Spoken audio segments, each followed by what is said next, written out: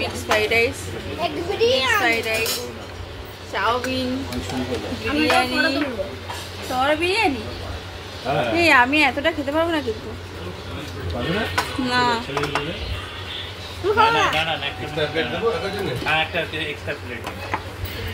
আরো আসছে, chilli chicken আসবে না আমাদের? হ্যাঁ স্যালাড না, চিলি চিকেন দেবে তো? চিলি চিকেন আসবে।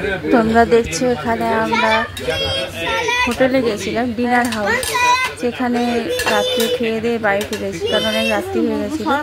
বাড়িতে ফিরে আর কালকে খেতে পারিনি, কালকে সানডে ব্লগটা সেভাবে কিছু হয়নি। রাত্রেবেলা সেখানে খেতে গেছিলাম ডিনার হাউসে, সেখানে খাবারটা দেখিয়েছি। আর তাছাড়া রয়েছিল গণেশ পুজো। গণেশ পুজোর জন্য আমরা যেমন জন্মাষ্টমীতে গোপালকে কেক কাটিয়েছি, তেমন গণেশ ঠাকুর বার্থডেতেও সেই গণেশকে কেক কেটে করেছি। এরপরও দেখতে পাচ্ছ জাস্টিকের জন্য আমরা চলে গেছি। এই আদালত সিবিআইকে ইনভেস্টিগেশনের দায়িত্ব দিয়েছেন। আপনি একটু চুপ করুন, আপনি আমার একটা জায়গায় বলুন। তাহলে আপনি অ্যাডমিট করছেন, তাহলে অ্যাডমিট করছেন যে সন্দীপ ঘোষকে 4 দিনের মধ্যে কোনো রকম 161 রেকর্ড।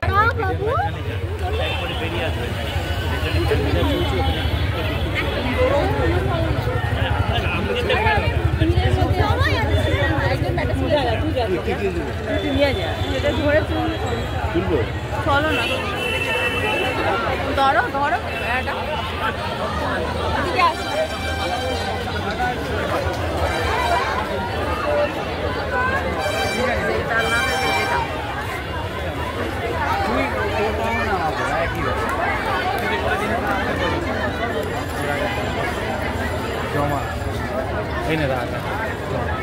আমার পাওয়া মানে তোর পাওয়া মানে আমার পাওয়াটা আমার পাওয়া।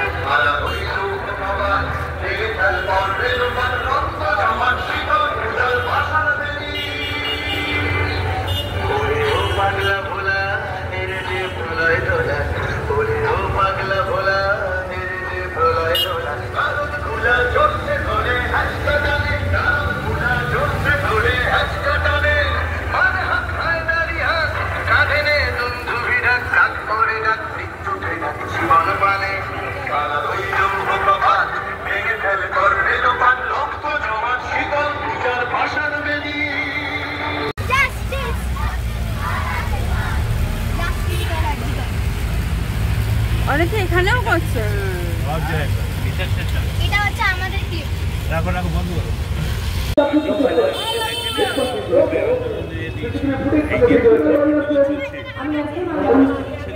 দেখতে পেয়েছি ওখানে আট আছে চলো। 9 তারিখ সকালবেলা ফোন আসে, ফোনের ওপর থেকে তিনি নিজেকে অ্যাসিস্ট্যান্ট সুপার বলে পরিচয় দেন হসপিটালে, এবং তিনি প্রথমবারের ফোনে জানান যে মেয়েটি অসুস্থ। পরের বারের ফোনে জানালেন মেয়েটি গুরুতর। লাস্ট টাইম কি হলো, মেয়েটির মাকে জানানো হলো যে মেয়েটি সুইসাইড করেছে। ঘটনার খবর পেয়ে এবার ভিকটিমের বাবা মা হাসপাতালে পৌঁছালেন, এবং সেখানে আপনি যেটা বললেন মাইলর, 3 ঘন্টা ভিকটিমের বাবা মাকে বসিয়ে রাখা হয়েছিল।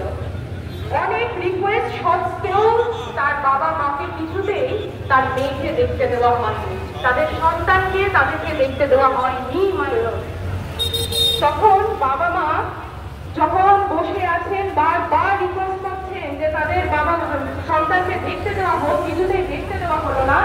পরবর্তীকালে যখন 3 ঘন্টা পর তার বাবা মাকে দেখতে দেওয়া হলো, তারা দেখেই বুঝতে পারলেন যে এটা সুইসাইডাল ডেথ নয় মাই লর্ড, কারণ তার শরীরের মাথা থেকে পা পর্যন্ত রয়েছে অসংখ্য ক্ষতের চিহ্ন, যে ক্ষতের চিহ্ন দেখে পুরোপুরি পরিষ্কার বোঝা যায় যে এখানে সুইসাইডাল ডেথের প্রশ্নই ওঠে না, এটা হোমিসাইডাল ডেথ। এই ব্যাপারে পৃথিবীর বাবা মা বারংবার বলার চেষ্টা করেছে, তারা কেউ এই বিষয়ে কোনো কর্মকার করেননি এবং সেই সময় তাদের একই বাচ্চাটা দেখে তার বাবা মা বুঝতে পেরেছিলেন কিছু একটা গোপন করা হচ্ছে। ওই সময় রাজনৈতিক দিকটাও ক্রমশ বাড়তে থাকে। পুলিশের সাথে রাজনৈতিক ব্যক্তিত্বরা গিয়ে শ্মশানে ক্রিয়াকর্ম করে। এইবার ওই সময়তে পরামর্শ তারা করতে থাকেন এই ক্রিয়াকর্মের সময়, এমনকি তার বাবা মাকে একদম এবার নির্যাতিতার যে বডিটা সেটাও বাবা মাকে দেখতে দেওয়া হয় না, তাদের কাছে যেতে দেওয়া হয় না। মাইলট এই প্রসঙ্গে আর একটা বলে রাখি যে এই নির্যাতিতা 36 ঘন্টা, একটা 36 ঘন্টা কম কথা নয় মাইলট, 36 ঘন্টা এক টানা উনি ডিউটি করলেন। ঘটনার দিন সকাল 8টা পর্যন্ত তার ডিউটি আওয়াজ চলছিল, যেখানে প্রত্যেক ঘরে ঘরে মানে 15 মিনিট অন্তর অন্তর তার ডাক পড়ে। অতক্ষণ হয়ে গেল তার কোনো খোঁজ করা হলো না, এখানে তার কোনো খোঁজ খবর কিছুই নেওয়া হলো না। এখান থেকে মাইলট পরিষ্কার আসছে যে এটা প্রি প্ল্যান মার্ডার, এর মধ্যে গভীর ষড়যন্ত্র আছে মাইলট, এখান থেকে পরিষ্কার। আমরা এখন শ্যামবাজারে আছি।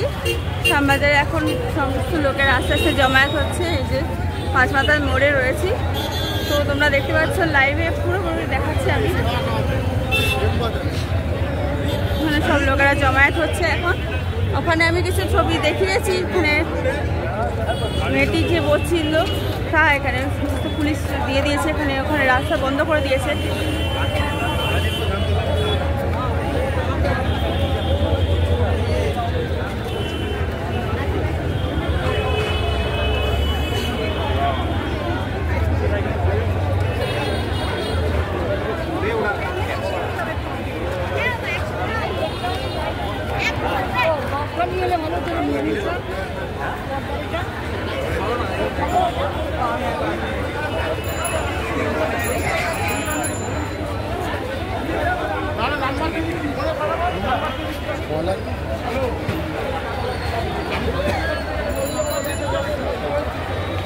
এখানে সমস্ত পুলিশ মোতায়েন করা হয়েছে ওয়েস্ট বেঙ্গল সরকার থেকে, আর বাকি সমস্ত লোকেরা এখানে এসে গেছে শ্যামবাজারে, যারা এখানে আস্তে আস্তে আরও লোক ভিড় জমবে, আরও হবে, তোমরা দেখতে থাকো।